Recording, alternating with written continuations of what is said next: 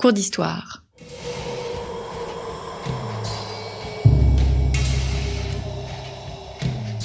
Une émission de la rédaction de Storia Voce.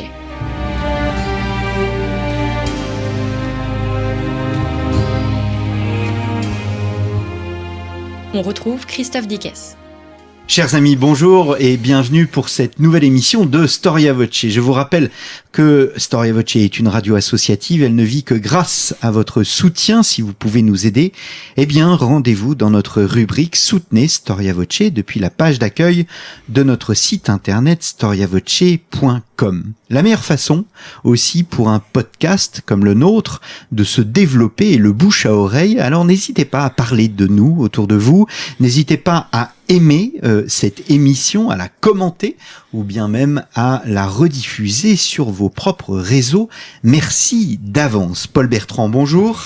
Bonjour Christophe Dickès. Merci d'être venu à notre micro. Vous êtes professeur en histoire médiévale à l'université de Louvain. Vous avez été directeur adjoint de l'Institut de recherche et d'histoire des textes au CNRS. Vous avez publié il y a 5 ans les Écritures ordinaires, sociologie d'un temps de révolution documentaire 1250-1350 aux publications de la Sorbonne. Alors je vous ai reçu la semaine dernière pour évoquer la révolution de l'écrit, nous l'avons défini, la révolution de l'écrit à l'époque médiévale, au bas Moyen-Âge, et vous revenez à ce micro afin de nous parler des hommes de l'écrit. Mais peut-être, avant de nous engager sur ce terrain, nous n'avons absolument pas parlé la semaine dernière des langues. Écrit-on en langue vernaculaire ou est-ce que l'on écrit en latin avant tout ? Alors, ça c'est une question qui se cale dans une chronologie. C'est une question qui se cale dans une chronologie. Évidemment, le vernaculaire est, si du moins le mot vernaculaire est utilisable aisément, le vernaculaire est utilisé et connu à l'écrit depuis bien longtemps. On a déjà les premières traces, comme on le sait, la cantilène de Saint-Eulalie et autres documents qui nous ramènent au Moyen-Âge, en tout cas au Moyen-Âge central. Mais c'est vrai que écrire dans les manuscrits, écrire dans les documents d'archives, la plupart du temps, ça se fait pas en vernaculaire, en tout cas pas avant les années 1200, 1250, ça dépend des régions, on va dire 1250 pour parler de nos régions directement, 1250 environ, c'est là qu'on a les premières traces de manière forte d'un écrit, on va dire vernaculaire. Ça ne veut pas dire qu'il n'y a pas déjà des petites traces auparavant, les noms propres, les noms communs, les noms de lieux sont déjà exprimés dans leur langue, la langue le dialecte local. C'est vrai qu'à partir de 1250, là, on voit apparaître de véritables documents écrits du début à la fin en français picard, en Languedoc, en langue d'Oil, enfin bref, dans toutes ces langues dites vernaculaires, et ça va alors s'accélérer au fur et à mesure. Au départ, les grands manuscrits qui contiennent des œuvres importantes, les œuvres littéraires, les œuvres de type spirituel, les œuvres de type théologique, là on restera dans le latin longtemps. Il faudra attendre la fin du XIIIe, début du XIVe siècle pour voir apparaître les premières traces de traduction par exemple de grands documents géographiques. Ça va commencer à venir. On a par exemple un très beau légendier, le légendier de Vaucher de Denain. On est dans le monde Picard, 1280 environ, où on a les premières traces d'un écrit hagiographique, donc de vies-dessins en vernaculaire. Ça, c'est tout à fait clair. Donc, on a l'apparition du vernaculaire qui se met en place. Dans les documents d'archives, c'est un peu plus tôt qu'on voit apparaître le vernaculaire. On voit déjà les premiers éléments des 1260, 1250. Et puis, alors, ça va s'accélérer. Alors que le document littéraire, il va péniblement arriver à sortir du latin, et puis pour arriver à une sorte d'équilibre douloureux à partir du XIVe siècle et puis de plus en plus au XVe siècle. Par contre, alors, du côté des documents d'archives, le début du XIVe siècle, ça c'est la folie vernaculaire. C'est normal en quelque sorte puisque nous sommes, comme je l'avais dit la semaine passée, dans cet écrit ordinaire qui naturellement se décline, est décliné par toutes les sociétés, toutes les couches de la société médiévale de manière simple et efficace, et donc dans sa langue, tout simplement. Alors j'en viens aux hommes de l'écrit, je vous cite, les écrivains sont humbles, ils préfèrent s'effacer devant leur œuvre, fût-elle pratique, triviale, prosaïque. Il faut les débusquer, dans le meilleur des cas, on découvre un commanditaire, mais de porteur de plumes presque jamais, souvent il reste sans nom. Comment, Paul Bertrand, sortir ces hommes de l'ombre ? Alors là, c'est tout le travail de l'historien. C'est un travail Sherlock Holmesque, si j'ose dire. Hein. C'est particulièrement complexe pour les documents, les textes de type littéraire, de type spirituel, c'est faisable, on peut y arriver, et on le fait de mieux en mieux de nos jours d'ailleurs grâce aux technologies du numérique. Je vous parlais il y a quelques minutes de Waucher de Denain, qui a rédigé à la fois en tant que auteur et en tant que compilateur une série de textes hagiographiques. On a repéré ici ou là d'autres textes qui ressemblent très fort à des textes de Waucher de Denain, et on n'est pas loin de pouvoir les identifier à lui. Les recherches en stylistique, par le biais, en stylométrie, par le biais donc des outils, par le biais des outils numériques, vont nous permettre probablement de découvrir des auteurs qui jusque-là s'étaient cachés et qui n'avaient jamais donné leur nom. Énormément d'auteurs restent anonymes. Pour les documents d'archives, les documents ordinaires, les documents de la pratique de gestion, alors là, ce sont des hommes et des femmes, car il y a des femmes aussi, qui ont disparu pour la plupart et dont on ne retrouvera probablement jamais la trace, sauf par chance, sauf parce qu'ils ont laissé ici ou là un nom, mais ce ne sera jamais qu'un nom au détour d'un feuillet. Est-ce que du point de vue sociologique, on doit lier le développement de l'écrit avec l'émergence de l'individualisme ? De fait, alors l'émergence de l'individualisme, c'est un concept qui est de nos jours à la fois important et en même temps très discuté.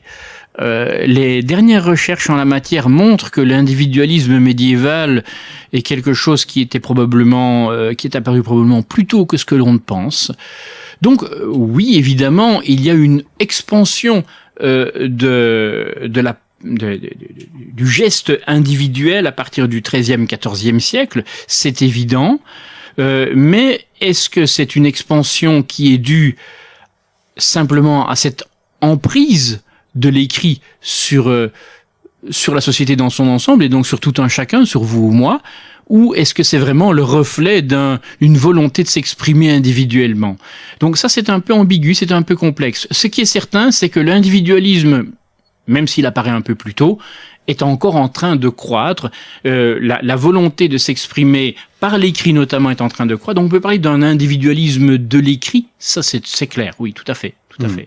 Alors j'ai appris dans votre ouvrage le sens assez large d'un mot que l'on croit connaître, mais au fond vous redéfinissez, c'est le terme de clerc. Que signifie ce terme de clerc ? Est-ce qu'il signifie, comme nous, une vision moderne, d'une part les clercs et d'autre part les laïcs? Oui. Alors c'est vrai que c'est un concept qui n'est pas du tout, qui n'est plus adopté comme tel de nos jours. Au Moyen Âge, pour l'époque médiévale. Oui, tout à fait. Exactement. En fait, au Moyen Âge, le clerc, c'est un homme qui est avant tout quelqu'un qui a décidé de s'accrocher d'une façon ou d'une autre au train ecclésiastique. Donc, ce train ecclésiastique, de quoi s'agit-il ? C'est un train culturel, si je puis dire, un train intellectuel et un train technique. On parlait la semaine passée de la technique nécessaire ou pas pour l'écriture. c'est évident que lorsque vous êtes un homme ou une femme du Moyen-Âge, vous savez que si vous voulez acquérir des connaissances en termes techniques, en termes culturels, en termes techniques d'écriture culturelle, en termes d'apprentissage, le meilleur lieu, c'est le clergé, c'est l'Église. Donc, la plupart du temps, ces gens, ces hommes et ces femmes vont frapper à la porte d'un monastère, d'une paroisse, et s'engagent d'une façon ou d'une autre, de manière simple. C'est-à-dire qu'ils font des vœux très simples, qui ne les engagent pas au-delà d'un rapport canonique, c'est-à-dire qu'ils vont dépendre désormais du droit canon, du droit de l'Église, mais pour le reste, ils vont se trouver très libres de tous leurs mouvements. C'est-à-dire mariage, propriété, tout ça, ce sera donc aucune autre obligation que ce raccord à l'Église. Et ce raccord à l'Église va leur permettre d'entrer dans les écoles, de suivre des formations, d'être protégés également par le droit canon, d'être formés par des spécialistes de l'écrit, de la culture, de la lecture également, du calcul également, et donc d'acquérir un savoir et des compétences qu'ils vont immédiatement valoriser après. C'est pour ça qu'énormément de clercs, qui sont des laïcs déguisés, somme toute, sont au travail partout dans le monde de l'écrit. Mais il n'y a pas seulement dans le monde de l'écrit, de manière générale au Moyen-Âge, vous avez énormément d'hommes et d'hommes principalement, c'est un clergé masculin, qui s'engagent dans d'une façon ou d'une autre, de manière légère dans l'institution ecclésiastique, pour pouvoir en tirer des avantages, on va dire, des avantages intellectuels, culturels, sociaux, politiques. On se raccroche également à des grands. Bref, il y a toute une série d'avantages à devenir clerc. Alors, ce qu'il y a d'intéressant, c'est de voir que nous sommes dans un monde en mouvement, dans un monde de dynamique des écoles, dynamique parce qu'on se situe dans le mouvement de la réforme grégorienne, dynamique pour les technicités que vous évoquiez la semaine dernière. C'est vraiment un monde qui bouge. On est en face d'un monde en mouvement. Tout à fait. Alors, c'est un monde qui bouge, à la fois du point de vue intellectuel, on l'a dit, du point de vue social également, puisque là maintenant on peut dire qu'il y a quand même des gens qui sont cette espèce de classe intermédiaire, ces fameux clercs. C'est un monde qui bouge également entre la campagne et la ville, c'est un monde qui bouge au-delà des espaces tout simplement.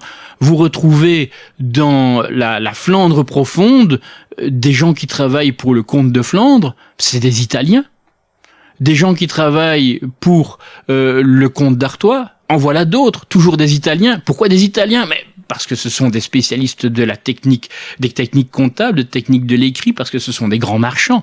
Donc forcément, ces gens sont bienvenus. Et ils changent d'ailleurs de nom. En tout cas, on a francisé leur nom, on a flamandisé leur nom au fur et à mesure de leur intégration, on va dire. Mais il y a des mouvements. Il y a énormément de mouvements. Et là, on parle de l'écrit, mais on pourrait parler également du monde de l'artisanat, là, où entre l'Angleterre et la France et la Flandre, il y a énormément de migrations professionnels qui se mettent en place, d'artisans qui passent sans hésiter le Channel pour aller travailler d'un côté à l'autre, bien plus facilement que de nos jours. Et ça fait partie de ces grands mouvements que vous avez évoqués tout au départ. Donc des mouvements sociaux, on va dire, des mouvements donc de groupes sociaux, des mouvements d'individus, des mouvements intellectuels, des mouvements spirituels également qui se mettent en place et qui se déplacent de région en région et qui sont autant de dynamiques intéressantes à la fois étudier mais également signifiantes parce que ça fait partie de ces mouvements qui vont européaniser l'écrit, tout simplement. Comment apprenait-on à écrire? Est-ce qu'il existait des ateliers d'écriture? On imagine bien évidemment l'école, mais quel est le rôle des ateliers d'écriture? Est-ce qu'ils répondent, est-ce qu'ils permettent d'apprendre la technicité que vous évoquiez la semaine dernière? Oui, alors les ateliers, ce ne sont pas des ateliers tels qu'on les imagine. Il y a des petites écoles. Là aussi, ça fait partie des choses que l'on n'a pas en tête et donc on n'imagine pas pour la deuxième partie du Moyen Âge. À partir des années 1200, on imagine un Moyen Âge où les écoles sont capturées par le clergé. C'est évident en grande partie, mais pas seulement. Elles sont pas capturées d'ailleurs, elles sont très ouvertes. La preuve, le clergé, ce clergé séculier, ce clergé laïque qui peut y entrer. Mais au-delà de ça, il y a énormément de petites écoles qui sont créées par dans le cadre des villes. Alors sont-elles laïques, sont-elles religieuses, sont-elles un mélange savant des deux? Probablement à coup sûr. Il y a eu une très belle étude faite il y a quelques années par Thomas Brunner à propos de la ville de Douai, dans laquelle il montrait que plusieurs écoles urbaines existent dès 1250 qui sont accessibles à tout le monde. Ça veut dire que là, vous apprenez les bases de l'écriture, les bases de la lecture aussi évidemment, et des bases de calcul à coup sûr. Alors, évidemment, on n'a pas gardé les manuels scolaires de l'époque, ça aurait été trop beau, mais on le sait parce qu'on a trouvé les traces de ces écoles et parce que l'on a repéré dans la ville de Douai, comme un peu partout dans toutes les villes de France et de Navarre, si j'ose dire, on a retrouvé énormément de traces d'écriture multiples au même moment. Donc des gens du coin, des locaux capables d'écrire par dizaines ou par centaines dans des registres, dans des ouvrages au même moment, montrant bien que l'écrit est manipulé de manière assez aisée, aussi bien par des religieux que par des laïcs. Alors vous parlez même, le terme est fort, d'industrie de l'écriture. Et vous montrez bien dans votre ouvrage qu'il existe de véritables réseaux d'écriture. Aujourd'hui, nous l'évoquions la semaine dernière, nous gérons les données. Eh bien, à l'époque, ils géraient aussi des écrits dans le cadre de mise en réseau. Tout à fait. Alors la mise en réseau qu'ils mettent en place, cette mise en réseau est une mise en réseau évidemment très pragmatique. Ils ne la font pas pour le plaisir, ils la font parce qu'ils ont des objectifs précis en tête. Gérer leurs revenus, gérer leur production, gérer leurs ventes. Et donc pour ce faire, ils construisent un parcours des parcours d'échange et de transfert de données de document en document. Vous avez des documents très différents. Prenez un exemple tout simple. Ce sera plus facile à comprendre. Au départ, on charge un comptable de faire un travail de répertoriage de tous les revenus de telle abbaye, par exemple. Prenons une abbaye, ce sera plus simple. Du coup, le comptable, que fait-il? Eh bien, il va demander à tous les responsables de la perception de revenus un peu partout dans les alentours, qui perçoivent les revenus pour l'abbaye, de rendre un petit inventaire de tous les revenus possibles un peu partout, là où ils les perçoivent. Du coup, ils vont faire ces petites listes. Ces petites listes vont être alors ramenées devant le comptable. Le comptable lui-même va donner les consignes à d'autres spécialistes de ces comptabilités qui travaillent avec lui, parce qu'il ne fera pas le boulot lui-même. Il va déléguer l'affaire, et il va déléguer l'affaire à d'autres spécialistes qui vont rassembler ces petits fragments, ces petites listes pour les mettre ensemble, pour les compiler et pour en faire de grands ouvrages de référence. Là aussi, on va demander à d'autres scribes, des spécialistes de l'écrit, de venir écrire de leurs belles mains, parce que ces ouvrages sont destinés à être lus, relus, recopiés par tout le monde, et donc lisibles. Il faut que ce soit accessible à tout le monde, et surtout par les techniciens. Inutile de se tromper, vous n'allez pas mettre 100 livres à la place de 10 livres, ça sera un problème. Donc là, on va faire attention. Quand ces ouvrages seront prêts, on va alors décider d'en diffuser des grandes affiches, ou en tout cas de grandes pancartes que l'on va mettre à disposition du public, et notamment des gens qui doivent de l'argent à l'abbaye, qui vont donc venir voir sur cette affiche, tiens, c'est là que je suis et c'est là que je dois quelque chose.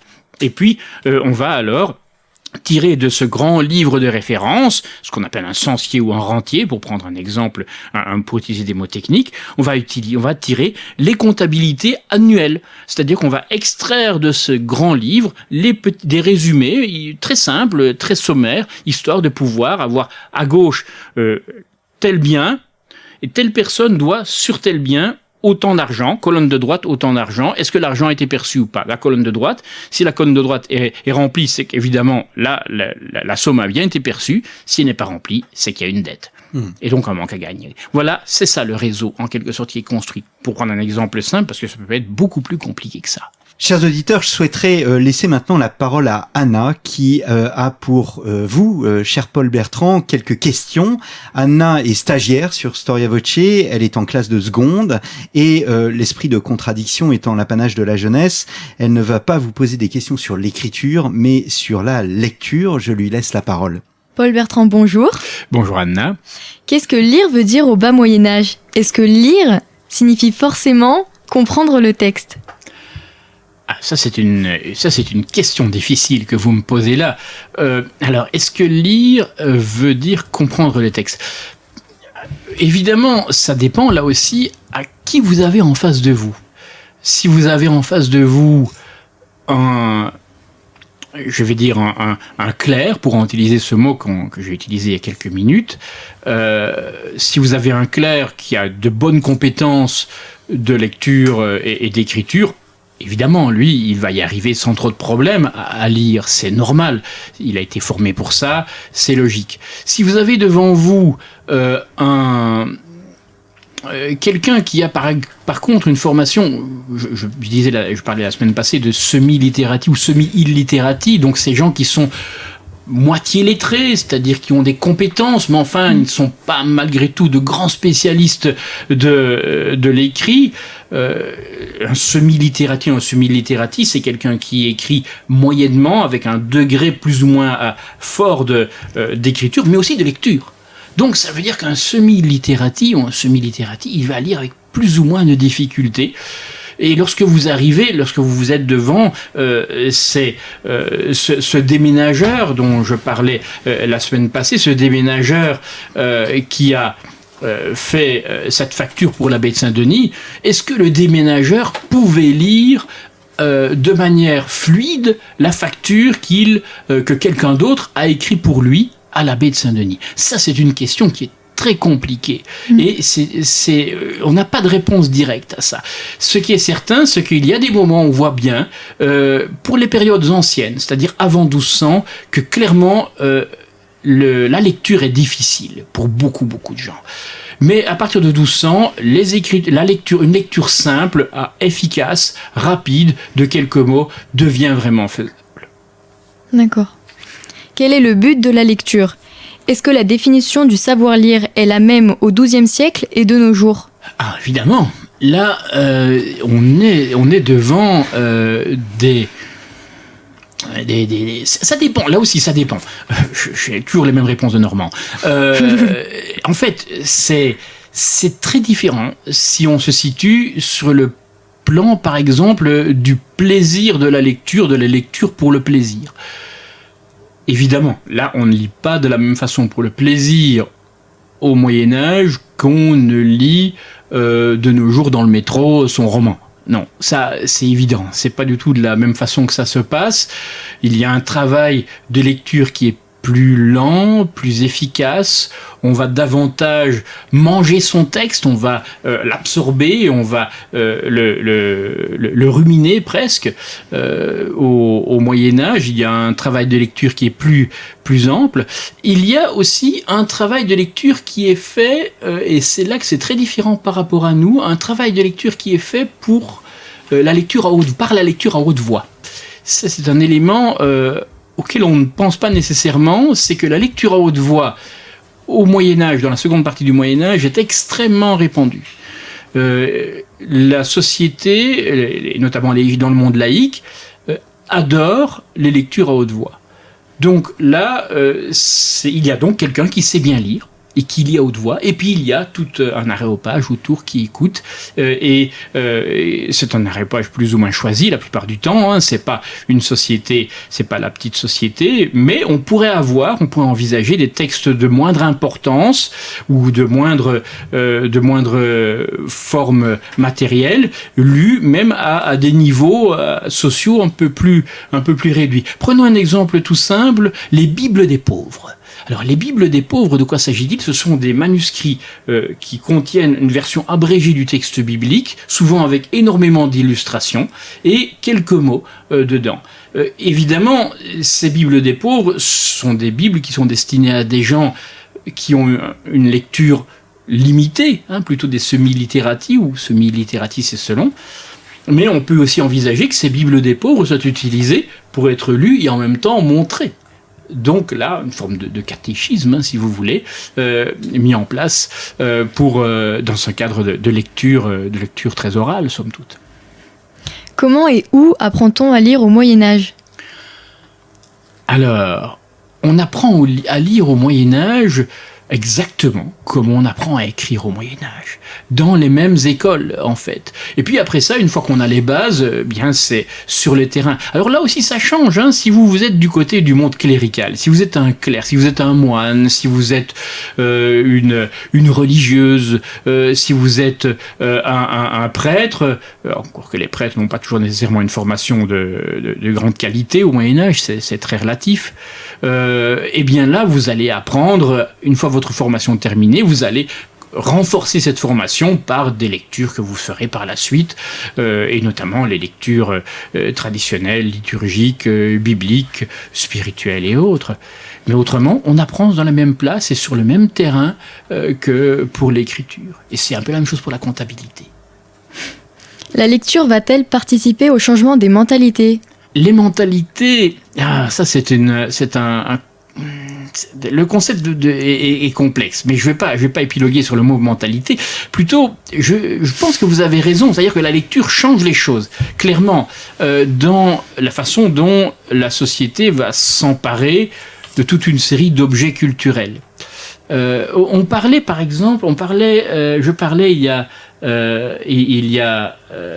il y a une semaine, je parlais de la géographie notamment, et je parlais de ces lectures que l'on pouvait faire. Il y a quelques minutes, je parlais des lectures orales. Évidemment, ces textes hagiographiques, surtout s'ils sont écrits en vernaculaire, ces vies de saints, vont par la lecture changer l'univers mental des sociétés, des personnes qui vont l'écouter.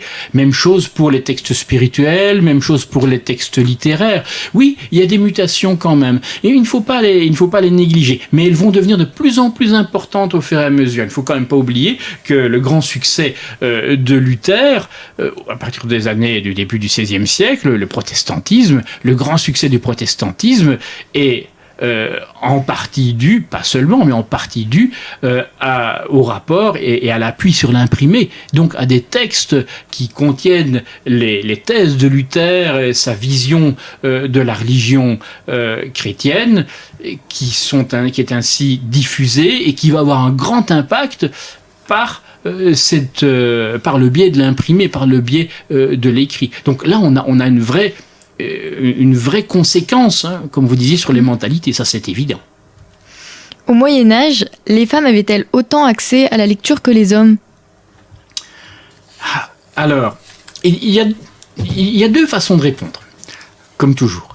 Je peux parfaitement répondre en vous disant que, évidemment, c'est clair, les femmes n'ont pas du tout le même accès à la culture que les hommes, et principalement dans le monde clérical.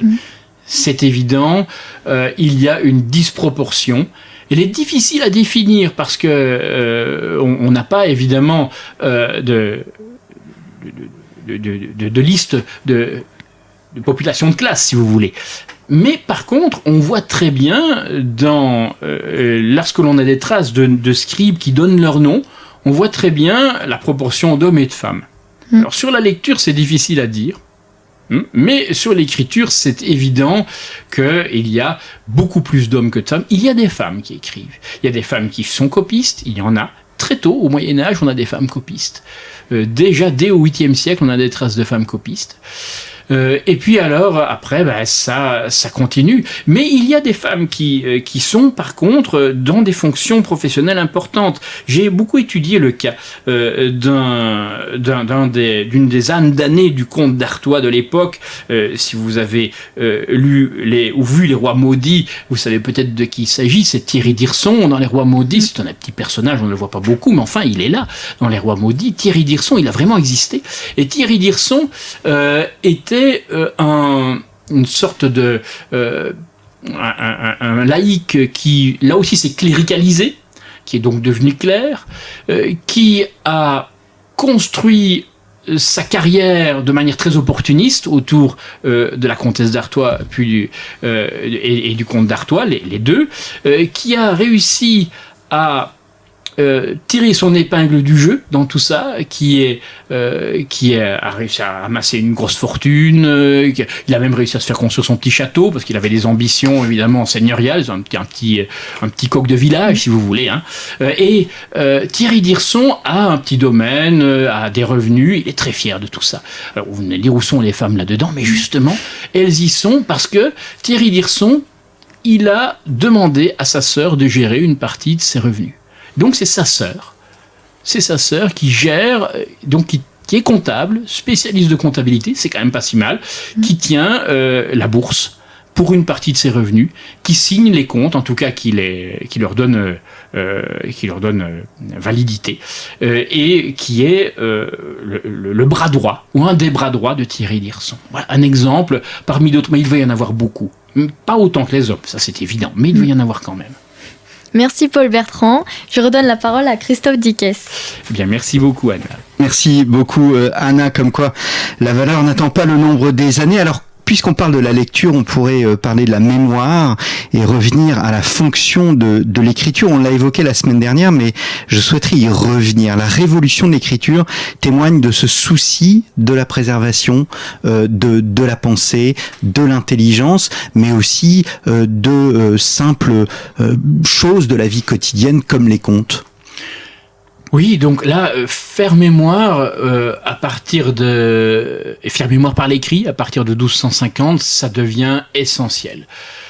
Faire mémoire par l'écrit, ça veut donc dire garder des traces, les conserver, les organiser, les inscrire dans la longue durée, mais ça veut dire également les transmettre. Et là, je fait un lien vers tous ces livres de famille, ces registres de famille que l'on conserve à partir des années 1350-1400.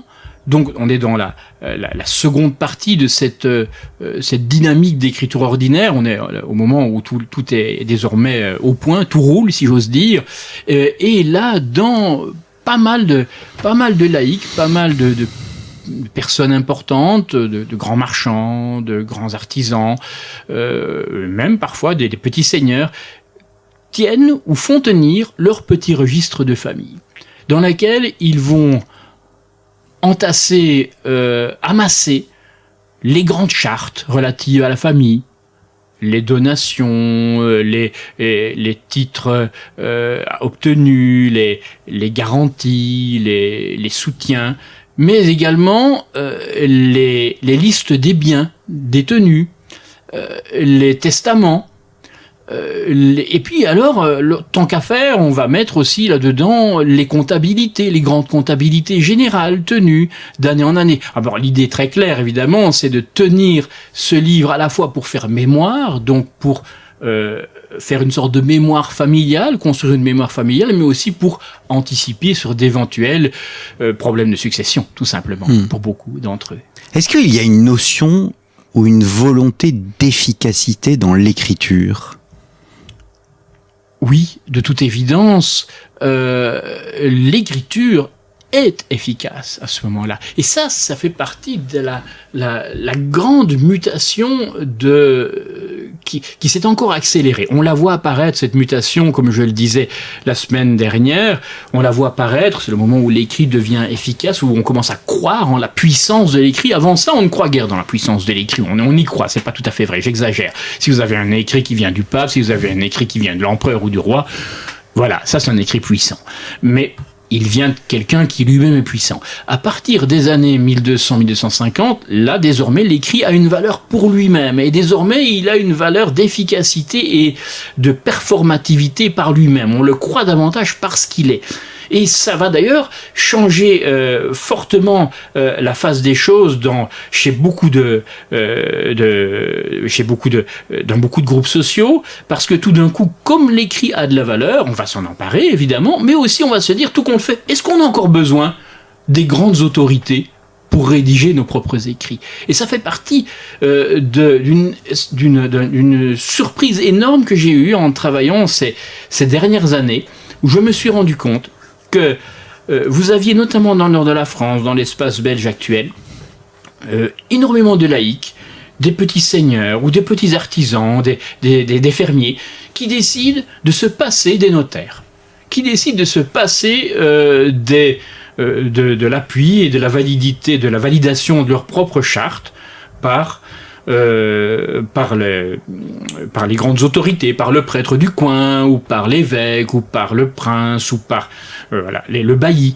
Désormais, jusqu'à-là, c'était comme ça que on faisait. Vous concluiez un contrat de bail, vous passiez devant un notaire, vous passiez devant une autorité quelconque, un tabellion. Là, ces petits fermiers ou ces gros fermiers se disent: pourquoi faire? L'écrit, ça a de la valeur, ça a une valeur suffisante, on n'en a pas besoin, on va créer nous-mêmes notre propre cour qui va valider nos propres documents. Et c'est l'apparition de ce qu'on a appelé les cours de tenants. À partir de 1350, on les voit apparaître, et puis ça va fleurir dans le nord jusqu'en 1450, où là, il va y avoir un coup de couperet qui va être donné par l'administration royale ou les grandes administrations princières qui vont dire: ça suffit, c'est bêtise, c'est pas vous qui avez le pouvoir. Mais jusque-là, vous aviez des petits individus qui produisaient leurs chartes en disant: nous, on est capable de faire nos chartes nous-mêmes, et elles ont autant de valeur que les autres. Alors on dit souvent que dans l'histoire, dans la période médiévale, l'oralité est très importante. Est-ce que le fait que l'on écrive davantage remplace en quelque sorte cette civilisation de l'oralité et de la mémoire ? Les deux ne sont pas incompatibles. Certes, l'oral, désormais, va se retrouver fragilisé. Oh non, pas fragilisé, mais ça va se retrouver minorisé par rapport à l'écrit pour tout ce qui est transmission d'informations destinées à valoir quelque chose, à être valide, à avoir un sens, avoir une valeur probatoire. Et donc jusque-là, l'oral marchait pas mal. On utilisait des témoins, par exemple. C'était très fréquent. Les témoins étaient un bon moyen de pouvoir valider une information. Vous recouriez à des témoins qui venaient ainsi déposer devant un tribunal. Et puis voilà, l'affaire était faite, tout était clair. Là, avec l'écrit, évidemment, l'oral perd cette place prééminente qu'il avait jusque-là. Il les garde encore. On garde les témoins. D'ailleurs, ils sont toujours là, bien présents dans nos actes notariés actuels. Mais ce n'est plus le cas c'est moins le cas, en tout cas, dans cette seconde partie du Moyen-Âge que ce que ça n'a été auparavant.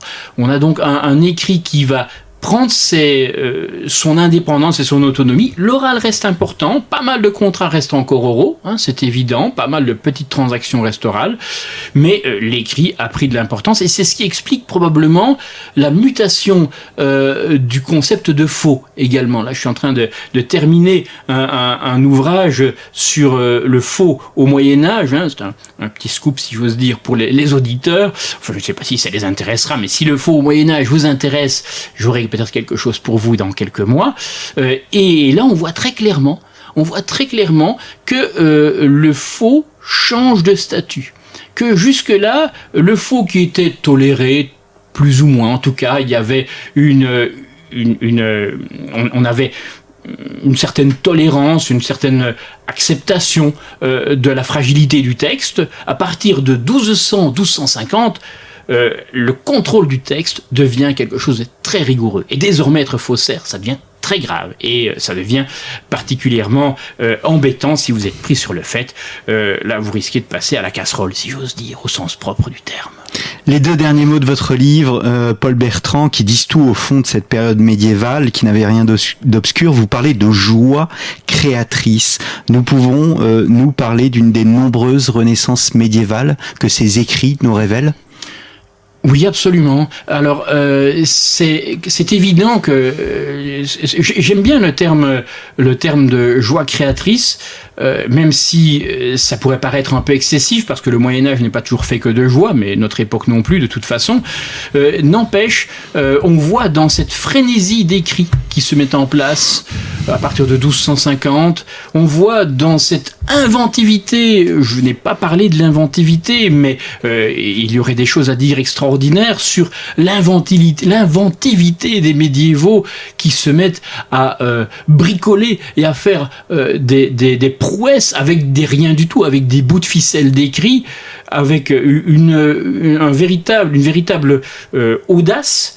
Et c'est derrière cette audace que je vois cette joie, et cette joie qui me fait dire que oui, définitivement, ce Moyen-Âge n'est pas un Moyen-Âge sombre, mais un Moyen-Âge qui est constitué, on va dire presque exclusivement de petites et de grandes renaissances, somme toute. Merci beaucoup, Paul Bertrand. Donc, les écritures ordinaires, sociologie d'un temps de révolution documentaire 1250-1350 aux publications de la Sorbonne. Et pour ceux qui n'ont pas encore écouté l'émission de la semaine passée sur la révolution de l'écrit, eh bien, je vous y invite fortement. Merci beaucoup, Anna, et il me reste à vous remercier, chers auditeurs, pour votre fidélité, et je vous donne rendez-vous à la rentrée pour une nouvelle série de nos cours d'histoire. Merci beaucoup. Merci beaucoup pour cette invitation.